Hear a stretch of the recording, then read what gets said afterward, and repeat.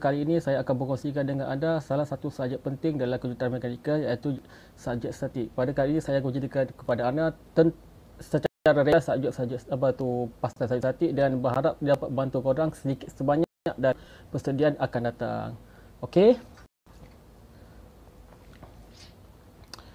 Okey, subjek statik. Subjek statik adalah asas kepada ilmu kejuruteraan seperti kejuruteraan mekanikal, kejuruteraan sivil, mekatronik dan sebagainya. Okey, secara kasarnya saya boleh simpulkan subjek kejuruteraan yang berkaitan dengan pergerakan seperti mekanikal, sivil, mekatronik dan sebagainya memang memerlukan ilmu statik untuk untuk membuat pengiraan dan sebagainya. Okay. Perkara yang penting kedua yang perlu anda tahu adalah subjek ini adalah prasyarat untuk subjek lain. Maknanya kalau lulus tak boleh dapat subjek lain. Jadi apa pentingnya untuk tahu ni? Kalau anda tak lulus subjek prasyarat, bermakna contohlah kalau anda gagal ataupun kalau ditetapkan dalam satu institusi itu, kalau anda gagal dalam subjek itu, bermakna anda tidak boleh ambil beberapa subjek lain. Sebagai contoh, macam statik ini biasanya dikaitkan dengan dinamik. Kalau anda tak lulus subjek statik, secara otomatik anda tak boleh ambil subjek pada semester ke depan. Akibatnya dia akan mengganggu keseluruhan anda. Paling menakutkan bagi seorang student adalah dia terpaksa melanjutkan pengajian di mana dia tak dapat graduate on time. Itu kalau boleh kita elakkan ketika di dalam pengajian. Okey. Perkara kedua adalah kalau kita tak betul-betul kuasai subjek statik ni, dia akan menimbulkan banyak masalah untuk subjek-subjek lain. Kita boleh tiru ketika exam, kita boleh tiru ketika buat assignment, tak ada masalah, saya yakin anda boleh lulus. Tapi kalau betul-betul faham, dia akan menjadikan masalah kepada anda untuk menguasai beberapa subjek lain. Okay, sebagai contoh, saya ambil contoh seperti subjek dinamik. Subjek dinamik ni adalah melibatkan pergerakan. Kalau yang statik ataupun benda tak bergerak pun anda boleh nak kuasai, macam mana anda nak kuasai benda yang bergerak. Okay, contohnya saya ceritakan kalau kereta yang tidak bergerak. Okey. Kita perlu tahu berapakah daya dia perlu untuk kereta ini bergerak sebelum bergerak lagi.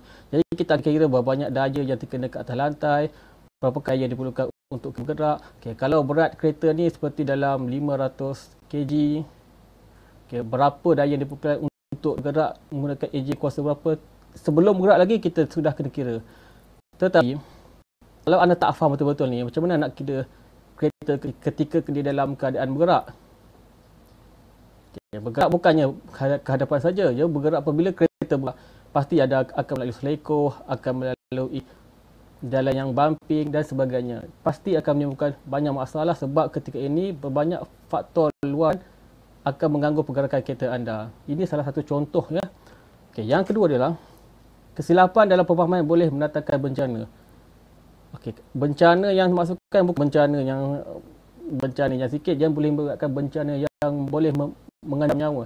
Sebagai contoh, saya ambil contoh jambatan. Kalau kita nak buat jambatan, kalau kita nak buat jambatan, meletakkan sebatang kayu untuk sebarang parit pun, sebenarnya kita perlu faham sedikit statik sebenarnya. Sebagai contoh, kalaulah asal kira anda buat jambatan ni, tiba-tiba sepatutnya jambatan ni boleh tahan pengiraan. Dalam pengiraan secara teori anda boleh menampung dalam 2 tan sebagai contoh ya. Tetapi akibat salah kiranya anda, jambatan ini hanya mampu menahan dalam 2 tan saja. Dia boleh, saya katakan masalah mungkin daripada segi titik ke, daripada segi salah tekan nombor ke, tetapi perbezaan ini berlaku. Akibatnya apabila datang kereta yang betul-betul berat 20 tan, dia akan runtuh. Bukan itu saja, apabila runtuh menyebabkan nyawa dan juga mungkin menyebabkan kerugian yang amat besar. Okey, apa yang dipelajari dalam kejuruteraan dalam subjek statik? Okey, secara kasarnya ini adalah antara benda yang kita pelajari.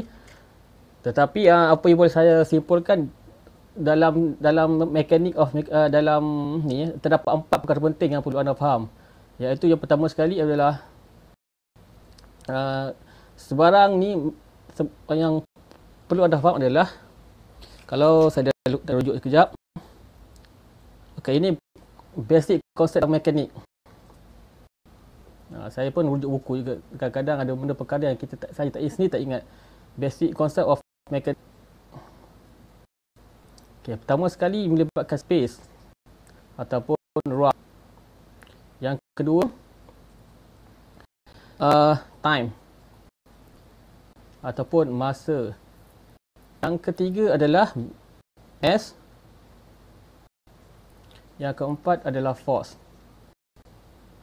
Kalau semua sahaja yang ada setul daripada zarah, jasad tegar, titik pusat, daya sepanjang ini semua melibatkan empat perkara ni. Contohnya saya ambil seperti jasad tegar ataupun dalam bahasa Inggeris dia panggilkan rigid body. Okey, bayangkan kita ambil contoh seketul kentang. Okay, kentang.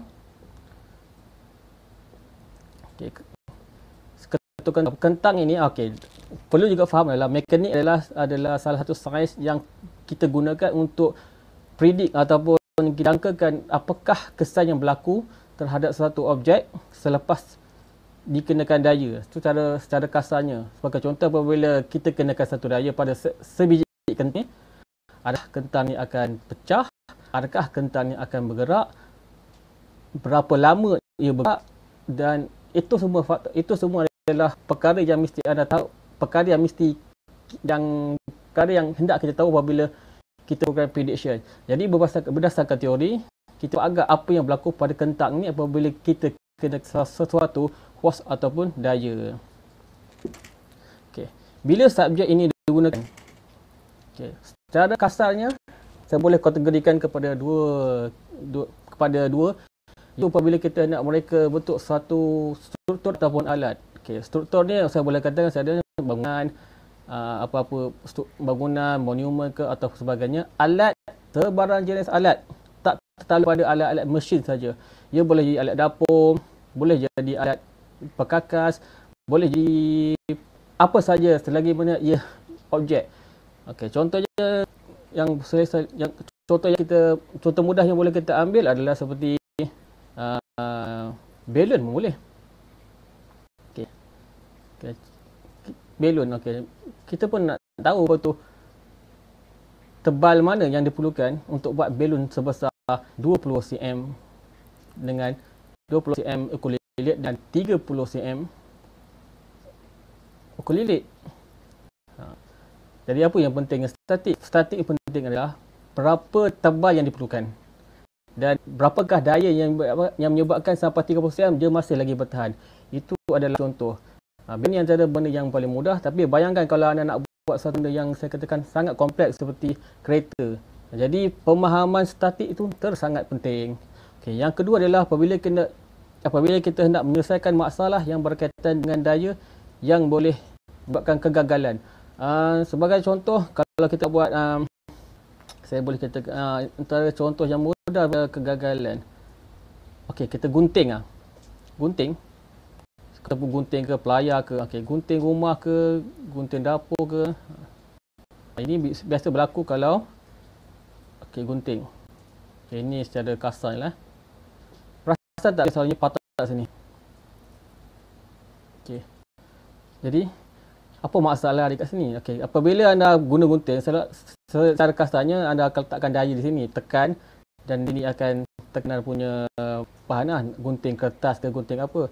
Tapi kalau sampai satu masa benda ni akan patah. Jadi tugas anda untuk faham bagaimana yang berlaku, dan kalau boleh kita naikkan patah. Kau asyik sangat patah tu bermaksudnya anda mungkin silap design ataupun ada silap kira dari segi bahan, bahawasanya tebal ini mungkin tidak sesuai. Anda mungkin kena gantikan dengan satu bahan dapat bertahan dengan daya lebih tinggi, ataupun anda kena buat kira lain, ataupun mungkin kurang ke depan dia punya panjang ke jarak ke. Kat situ kita kena pijak dan faham betul-betul statik. Okey, kenapa subjek ini penting? Seperti saya jelaskan dulu, dia dah salah kira dia boleh mengancam nyawa manusia. Saya masih ingat ketika saya dalam 3 dulu, Mungkin bukan kena pada kita, kena pada orang lain. Bayangkan kalau anda, saya boleh katakan, kalau salah seorang daripada yang kena itu adalah anggota keluarga anda. Apa perasaan anda apabila satu bangunan runtuh akibat keruaian seorang ini yang tak dapat kira kerana tidak faham statik betul-betul dan tidak dan mengambil perkara itu dengan mudah.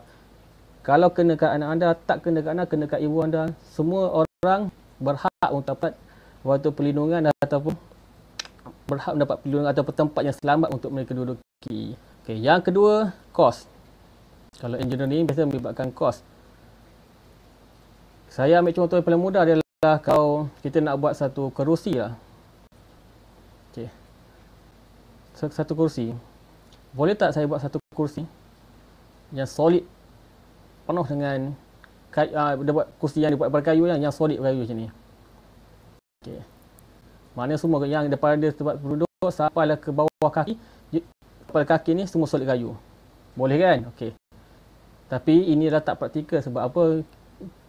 Membazir kayu yang banyak ni kita boleh guna untuk kayu yang nombor 2. Jadi untuk buat nombor 2 kita boleh kerusi yang ada 3 kaki. Okay.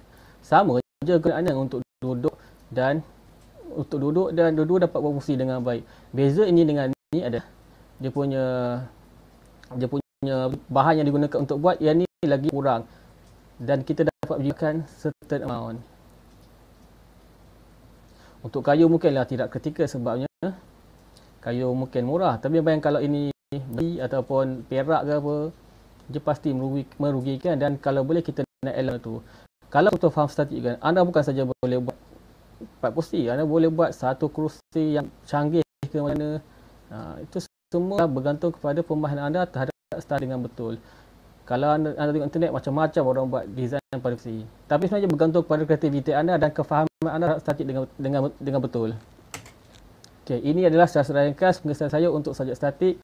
Akan datang saya akan cuba kongsi isi dengan bahasa yang paling mudah dan untuk difahami. Saya akan cuba secara terbaik untuk cairkan bahasa Quran ini agar anda dapat faham dan kalau boleh berkongsi dengan orang ramai. Itu niat saya buat video ini. Sekiranya korang dapati dalam ni ada terdapat kesalahan ataupun kelemahan, mohon tolong perbetulkan dan maklumkan kepada saya. Saya yakin ramai lagi di sana yang berkongsi ilmu dengan lebih baik. Saya salah seorang yang cuba untuk berkongsikan dengan anda. Ilmu bukan untuk simpan tapi untuk sebar dan diamalkan. Sekian saja saya. Sekian. Terima kasih.